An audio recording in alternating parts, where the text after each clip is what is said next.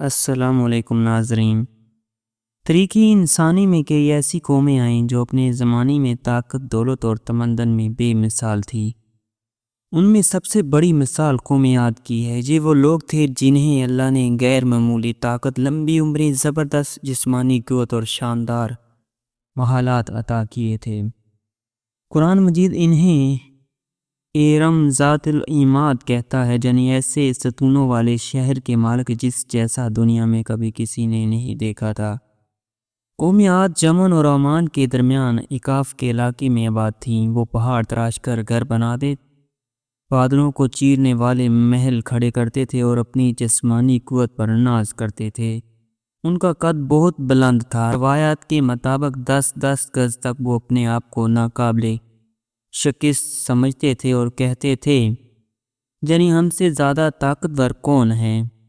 یہی غرور ان کی بربادی کا سبب بنا۔ طاقت اور شان کے باوجود وہ زمین پر فساد پھیلاتے، کمزوروں کو دباتے اور اللہ کے حکم کو بھلا بیٹھے۔ نتیجہ یہ ہوا کہ اللہ نے ان کی ہدایت کے لیے اپنے نبی حضرت ہود علیہ السلام کو بھیجا، لیکن بجائے سننے کے انہوں نے مذاق اڑایا اور کہا، ہود، ہمیں تو لگتا ہے تم پر ہمارے خداؤں نے کوئی بیماری ڈال دی ہے۔ قوم عاد کو جب اللہ نے بے پناہ جسمانی طاقت، دولت، وسیع زمینیں اور شاندار شہر عطا کیے تو بجائے شکر گزار ہونے کی وہ غرور اور تکبر میں ڈوب گئے۔ اب وہ اپنے آپ کو دنیا کی سب سے بڑی طاقت سمجھنے لگے۔ قرآن مجید ان کے غرور کو ان الفاظ میں بیان کرتا ہے۔ ترجمہ: عاد نے زمین میں ناحق تکبر کیا اور کہا، ہم سے زیادہ طاقتور کون ہے؟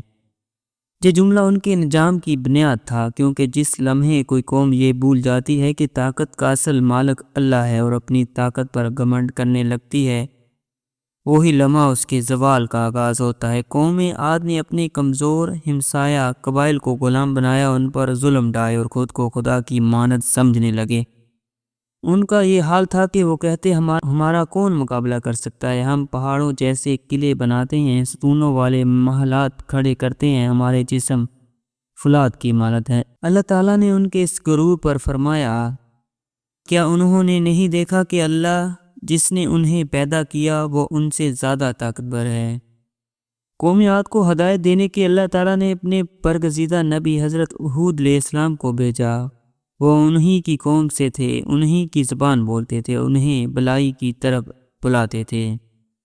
حضرت ہود علیہ السلام نے اپنی قوم سے کہا، اے میری قوم، صرف اللہ کی عبادت کرو، اس کے سوا کوئی معبود نہیں۔ اس کی نعمتوں کو یاد کرو، اس نے تمہیں طاقت دی، زمین میں بسایا اور دنیا میں عزت دی۔ غرور چھوڑ دو، ظلم سے باز آ جاؤ اور اللہ کے شکر گزار بن جاؤ۔ قرآن میں حضرت ہود علیہ السلام کا پیغام یوں آیا، اور ہم نے قوم عاد کی طرف ان کے بھائی ہود کو بھیجا۔ انہوں نے کہا، اے میری قوم، اللہ کی عبادت کرو، اس کے سوا تمہارا کوئی معبود نہیں، کیا تم ڈرتے نہیں؟ قوم کا جواب: قوم عاد نے ہود علیہ السلام کا مذاق اڑایا۔ وہ کہتے تھے، کیا تم ہمیں صرف ایک خدا کی عبادت کا حکم دے رہے ہو؟ ہمیں تو ہمارے باپ دادا کے دین پر ہی رہنے دو۔ اے ہود، لگتا ہے تم پر کسی نے جادو کر دیا ہے، اگر تم سچے ہو تو عذاب لے آؤ۔ قرآن بیان کرتا ہے، اس کی قوم کے کافر سرداروں نے کہا، ہم تمہیں بے وقوف سمجھتے ہیں اور ہم گمان کرتے ہیں کہ تم جھوٹوں میں سے ہو۔ حضرت ہود علیہ السلام نے صبر سے جواب دیا، میری قوم، میں بے وقوف نہیں ہوں، بلکہ میں اللہ کا رسول ہوں۔ میں تمہیں اپنے رب کے پیغام پہنچا رہا ہوں اور تمہارا خیر خواہ ہوں۔ جب قوم عاد نے حضرت ہود علیہ السلام کی بات ماننے سے انکار کر دیا تو اللہ نے انہیں عذاب کی ابتدائی نشانیاں دکھانا شروع کر دی۔ بارش رک گئی، زمین خشک ہو گئی، کھیتیاں سوکھ گئی، درخت مرجھا گئے، جانور پیاس سے مرنے لگے۔ قوم عاد کے محل اور قلعے تو سلامت تھے، مگر ان کے اندر قحط کی ایک آگ بھڑکنے لگی۔ حضرت ہود علیہ السلام نے کہا، اے میری قوم، اپنے رب سے معافی مانگو، وہ آسمان سے بارش برسائے گا، تمہیں طاقت پر طاقت دے گا۔ لیکن قوم نے کہا، ہم نہیں مانتے، یہ تو ایک وقت کا اتفاق ہے۔ قوم عاد نے کہا، ہمارا کون سا رب ہمیں قحط میں مبتلا کرتا ہے؟ ہم اپنی طاقت سے بارش لے آئیں گے۔ یہ انکار دراصل ان کی ہلاکت کا آغاز تھا۔ حضرت ہود علیہ السلام نے اپنی قوم کو کئی سال تک دعوت دی لیکن وہ باز نہ آئے۔ آخر کار جب عذاب قریب آیا تو انہوں نے مذاق اڑاتے ہوئے کہا، اگر تم سچے ہو تو وہ عذاب لے آؤ جس کی ہمیں دھمکی دیتے ہو۔ یہ الفاظ ان کے غرور کی انتہا تھے، گویا وہ اپنے انجام کو خود دعوت دے رہے تھے۔ حضرت ہود علیہ السلام نے فرمایا، میں اللہ کو گواہ مانتا ہوں اور تم بھی گواہ ہو کہ میں ان سب سے بیزار ہوں جنہیں تم اللہ کے سوا شریک ٹھہراتے ہو۔ اب اللہ کا فیصلہ آنے والا ہے۔ ایک دن آسمان پر بڑے سیاہ بادل چھا گئے۔ قوم عاد خوشی سے چیخی کہ اب بارش آئے گی اور قحط ختم ہوگا، لیکن قرآن کہتا ہے جب انہوں نے بادل کو اپنے وادیوں کی طرف آتے دیکھا تو کہنے لگے، یہ تو ہمیں بارش دینے والا بادل ہے، نہیں بلکہ یہ وہ ہے جس کی تم نے جلدی مچائی تھی۔ یہ ایک ہوا ہے جس میں دردناک عذاب ہے۔ پھر ایک زبردست آندھی چلی۔ یہ کوئی عام آندھی نہ تھی بلکہ اللہ کا عذاب تھی۔ یہ ہوا لگاتار 7 راتیں اور 8 دن چلتی رہی۔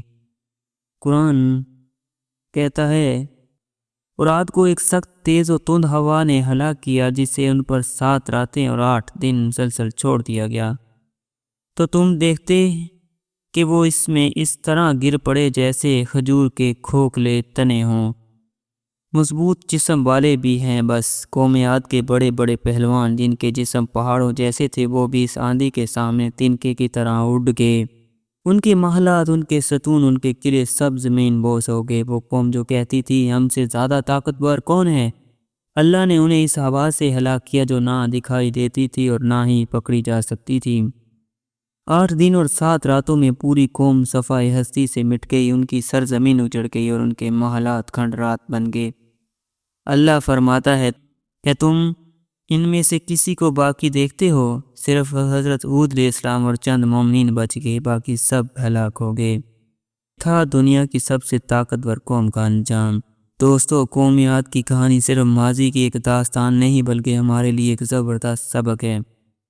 طاقت اور دولت اللہ کی نعمت ہے، لیکن اگر ان پر غرور کیا جائے تو ہمیں یہ نعمتیں وبال بھی بن جاتی ہیں۔ اللہ کے نبیوں کی بات سننا ضروری ہے۔ جو قوم انکار کرتی ہے اس کا انجام عبرتناک ہوتا ہے۔ اللہ کی پکڑ بڑی سخت ہے۔ قوم عاد جیسی طاقتور قوم بھی اللہ کے عذاب کے سامنے نہ ٹھہر سکی۔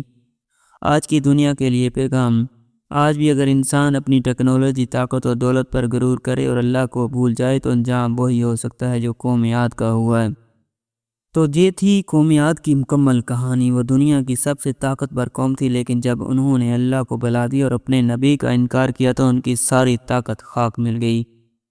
قرآن مجید بار بار یہ داستان اس لیے بیان کرتا ہے تاکہ انسان سبق لے اور اللہ کی نافرمانی سے بچے۔ اللہ ہمیں غرور اور تکبر سے بچائے، ہمیں اور اپنی نعمتوں کا شکر گزار بنائے اور اپنے رسول صلی اللہ علیہ وسلم کی تعلیمات پر عمل کرنے کی توفیق دے۔ آمین۔